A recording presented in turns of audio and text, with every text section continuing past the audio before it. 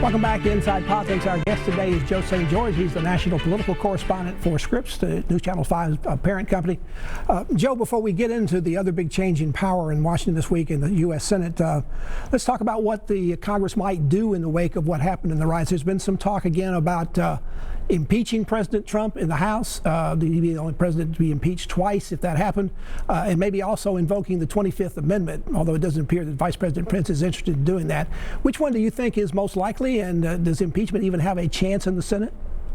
Well, I think both of these I would file under the unlikely column until the votes are there. The 25th Amendment, as you pointed out, is really unlikely at this point, and that's for a variety of reasons. One being, if it was truly going to be invoked, it would have been invoked within the first 24 hours since the riots took place. And also because it required a majority of the cabinet, if you were a cabinet member upset with the president, you wouldn't have resigned. As the Secretary of Education and Secretary of Transportation, they resigned.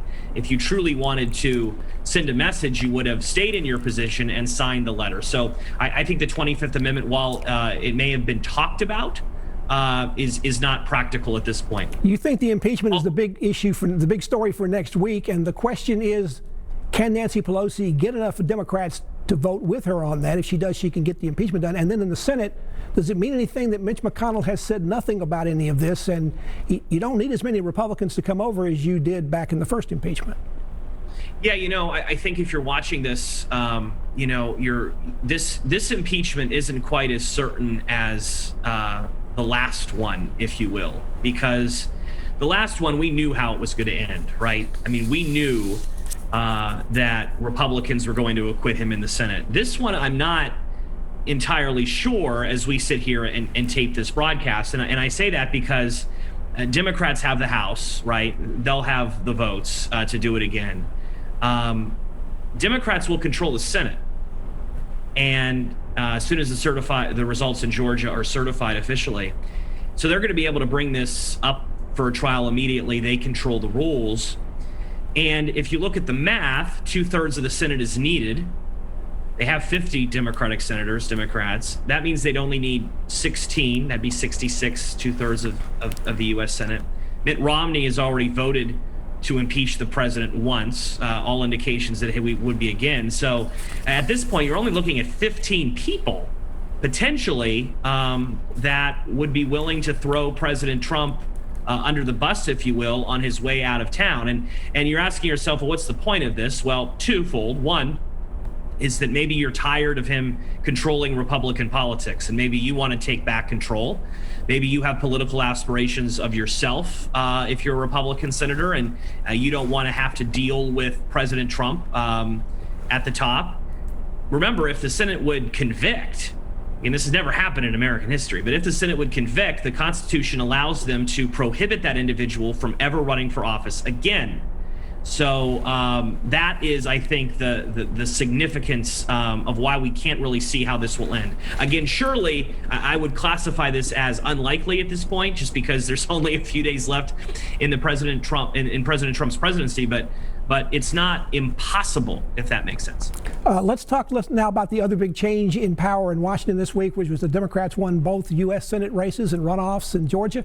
That means they have 50 seats. Republicans have 50 seats. The Democrats control because the Vice President, Kamala Harris, will be able to, the new Vice President, will be able to cast deciding votes. What does that really mean, since there's still a filibuster rule in place, but that doesn't apply to all legislation? So this does give Joe Biden a chance to pass things that couldn't even get to the floor of the Senate had the Republicans continue to have control. It does. First and foremost, it makes sure that his cabinet secretaries are confirmed. And remember, he appointed some secretaries that would be controversial, and they would have controversial hearings. The fact Democrats are in charge means those hearings will not be as controversial. Republicans will still be allowed to ask questions, but Democrats will be in charge, and they'll have the votes to confirm someone such as Merrick Garland, who was rejected at the Supreme Court, but is President-elect Joe Biden's designated pick for Attorney General. It also allows the President-elect Biden more power when it comes to passing legislation.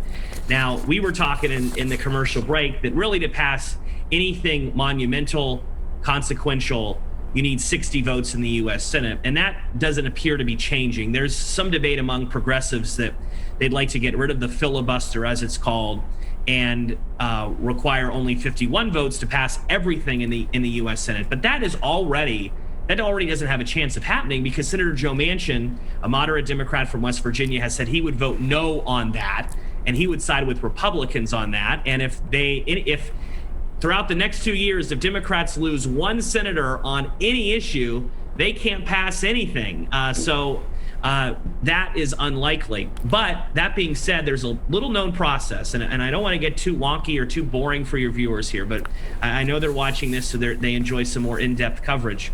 There's a process known as reconciliation in the United States Senate, and that allows spending bills to pass with just 51 votes. So this will allow President-elect Biden, Democrats controlling the Senate, to pass spending pieces of legislation with 51 votes instead of like virus 60 relief legislation, like exactly, taxes. like stimulus checks. So if you're someone out there watching and you want another stimulus check, maybe you've lost your job, or you've accumulated a lot of debt as a result of this horrific pandemic, the odds of you getting another stimulus check in the next several weeks is looking pretty good. Joe St. George, the national political correspondent for Scripps, NewsChannel 5's parent company, is with us. He was in Washington this week when everything broke loose. Back to continue our conversation with Joe after this break.